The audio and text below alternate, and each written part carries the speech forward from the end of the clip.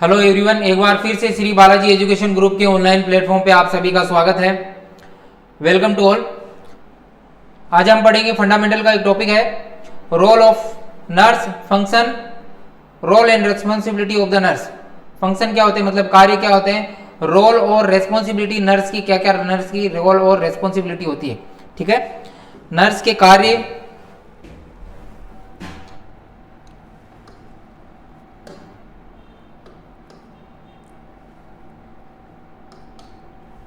क्या है नर्स के कार्य।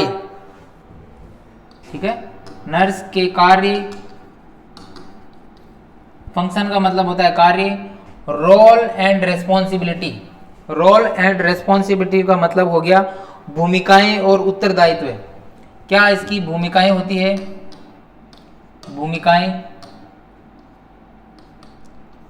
भूमिकाएं क्या होता है और इसके उत्तरदायित्व क्या होते हैं। ठीक है, और इसके उत्तरदायित्व क्या होते हैं, उत्तरदायित्व क्या होते हैं,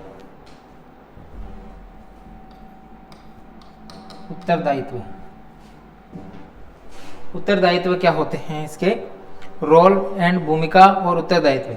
तो सबसे पहला है nurse play role following roles while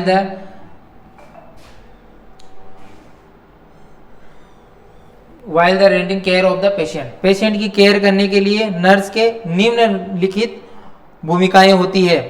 तो पेशेंट की देखभाल करने के लिए नर्स की निम्नलिखित भूमिकाएं होती है। पहली है केयर गिवर। पहली जो भूमिका होती है वो होती है care giver.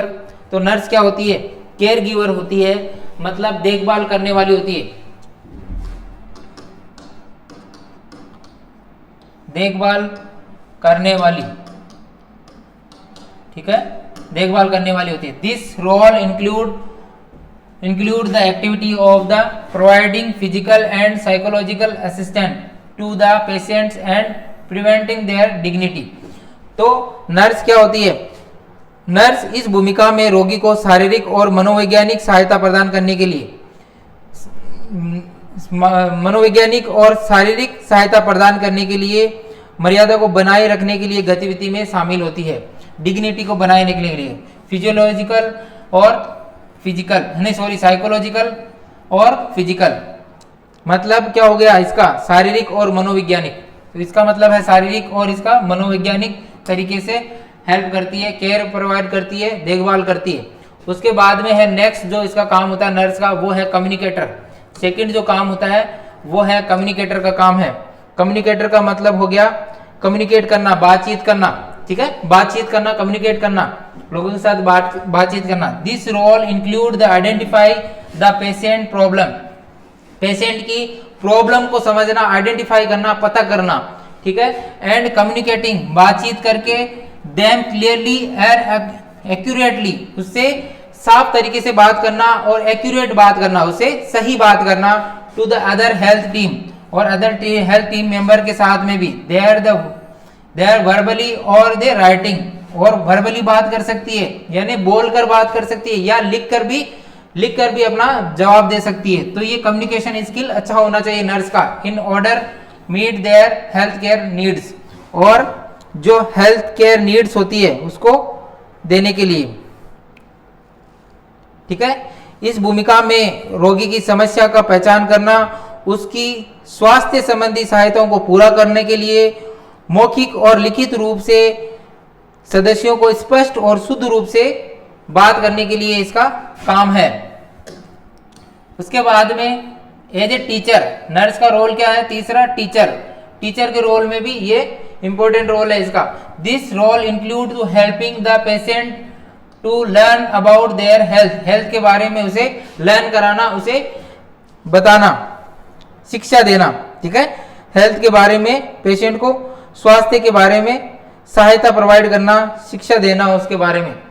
Health care procedure they need to perform maintain their health, और हेल्थ केयर प्रोसीजर जो होते हैं उनके बारे में बताना और उनके फायदे के बारे में बताना और कैसे परफॉर्म करेंगे उसके बारे में समझाना। तो ये एज ए टीचर के तौर पे समझाया जाता है, जो हेल्थ से संबंधित प्रक्रिया होती है उसके बारे में नॉलेज दिया जाता है।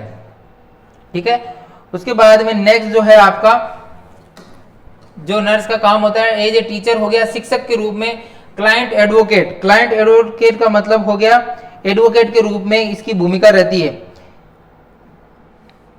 तो इसमें this include the protecting the patient, patient को क्या है इसका रोल होता है पेशेंट को प्रोटेक्टिंग करना, प्रोटेक्ट करना पेशेंट को, ठीक है, बाय रिप्रेजेंटिंग देयर नीड्स, उसकी आवश्यकता के अनुसार उसकी रिप्रेजेंटिंग नीड को पूरा करना, विशेष to other health care professionals के साथ में काम करके, ठीक है, उसकी विश को पूरा करके, उसकी आवश्यकता और इच्छाओं को पूरा करके उसे सुरक्षा प्रदान करना, ठीक है, जो प्रोफेशनल हेल्थ केयर होते हैं उसके साथ मिलकर। उसके बाद में है नेक्स्ट काउंसलर, काउंसलर का मतलब होता है परामर्श देना, परामर्शदाता, क्या होता है परामर्शदाता, दाता, परामर्शदाता, ठीक है, परामर्शदाता का मतलब हो गया काउंसलर, परामर्शदाता। This role is include counselling healthy individual with the normal adjustment and difficulties. तो इसमें क्या होता है हेल्दी जो इंडिविजुअल होते हैं, जो स्वस्थ व्यक्तियों को सामान्य और कठिनाई के साथ परामर्श देना, मतलब नॉर्मल एडजस्टमेंट के साथ में और डिफिकल्टी के साथ में उसे परामर्श देना, और helping them they develop a new attitudes, और उन्हें हेल्प करना बिहेवियर के लिए, recognise the choose to develop the sense control, और वो अपने आप को कंट्रोल कर सके, बिहेवियर विकसित करने के लिए, अपने विकल्प पहचानने के लिए, अपनी भावना को नियंत्रित करने के लिए सहायता करने में शामिल है। इस में भी उसे परामर्श देते हैं, काउंसलिंग देते हैं, ठीक है। उसके बाद में नेक्स्ट जो है चेंज एजेंट। चेंज एजेंट का मतलब हो गया कि एजेंट का परिवर्तन। The role include the assessing the patient to make change their behaviour, behaviour को चेंज करने के लिए भी इसका रोल है। उसके बाद में नर्स का रोल है लीडर, जो काम को लीड करती है, लीडर के रूप में भी इसका मेन इंपॉर्टेंट रोल है, ठीक है।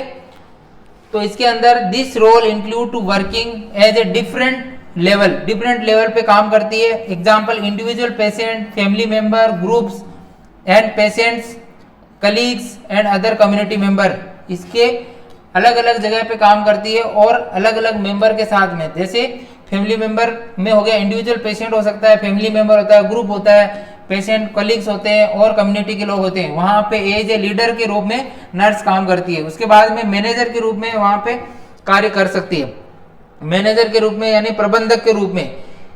तो in this include the managing the nursing activity, nursing activity को मैनेज करना, और ancillary workers and others nurses and supervise the nurse को सुपरवाइज करना, अदर नर्स को सपोर्ट करना, सुपरवाइज करना, एलिवेट करना देयर परफॉर्मेंस के अकॉर्डिंग, उन्हें मूल्यांकन करना, मतलब एलिवेट करना।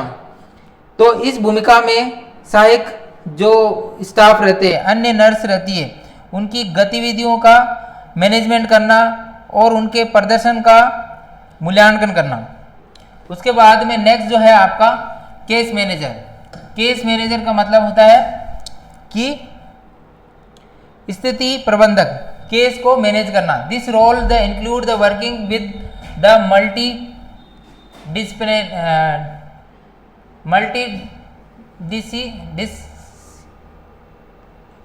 मल्टीडिसिप्लिनरी हेल्थ केयर टीम्स, जहाँ पे ज़्यादा जो हेल्थ केयर प्रोवाइड की जाती है, multidisciplinary health care team to measure the efficiency of the case management and plan to monitor outcome. तो इसमें क्या होता है कि इस योजना को दक्षता को मापने और परिणाम की निगरानी करने के लिए इस भूमिका में समूह के साथ कार्य करना पड़ता है, समूह के साथ में कार्य करना पड़ता है, मैनेजमेंट के रूप में प्लान करना पड़ता है, ठीक है। हेल्थ केयर टीम को समूह के साथ में कार्य करना पड़ता है। लास्ट जो है रिसर्च काउंसलर, रिसर्च करने के लिए भी इसका रोल है।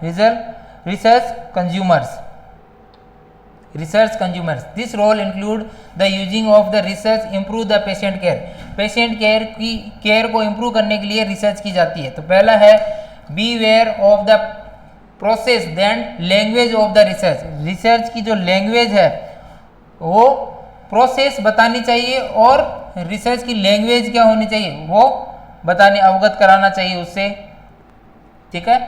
Be sensitive to issue related protecting the right of the patient, patient की जो अधिकार है उनकी रक्षा से संबंधित, अधिकारों की रक्षा से संबंधित परिस्थितियों के प्रति सेंसिटिव होना चाहिए। ठीक है, अधिकार से सेंसिटिव होना चाहिए उनके राइट के प्रति। ठीक है, ये कुछ नर्सिंग रोल है जिनके अंदर मेन वापस हेडिंग बता देता हूँ। मेन हेडिंग है इसकी कि जो नर्स के रोल और रिस्पॉन्सिबिलिटी होते हैं, एक केयर गिवर होती है, नर्स क्या होती है, केयर गिवर होती है, कम्युनिकेटर होती है, टीचर होती है टीचिंग के तौर पे। केयर गिवर का मतलब होता है देखभाल करना, लोगों की ज़्यादा से ज़्यादा देखभाल करती है, केयर प्रोवाइड करती है। जो केयर गिवर होती है, केयर देने वाली होती है नर्स। और कम्युनिकेटर का मतलब अच्छे से बात करना, लोगों को समझाना, अच्छे से कम्युनिकेट करना, बात करना, वर्बली तौर पे, राइटिंग तौर पे बात करना आना चाहिए नर्स को।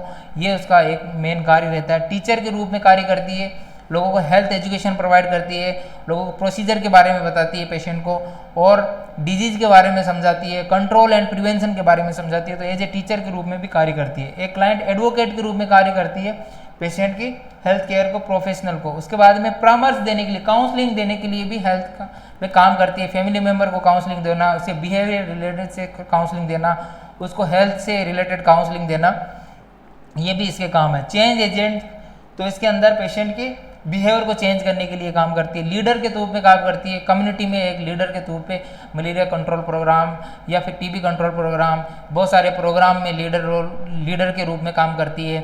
जैसे फैमिली मेम्बर और कलीग्स वगैरह को समझाने के लिए एज ए लीडर के रूप में काम करती है। मैनेजर के रूप में भी काम करती है, मैनेज एक्टिविटी को मैनेज करना। जैसे नर्सिंग जो एक्टिविटी होती है, नर्सिंग स्टाफ की ड्यूटी कहाँ लगानी है, नर्सिंग स्टाफ कौन से वार्ड में ड्यूटी करेगा, उसका मैनेजमेंट भी एक मैनेजर के रूप में भी नर्स काम करती है। परफॉर्मेंस कैसी है नर्स की, सुपरवाइज करना नर्सिंग स्टाफ को।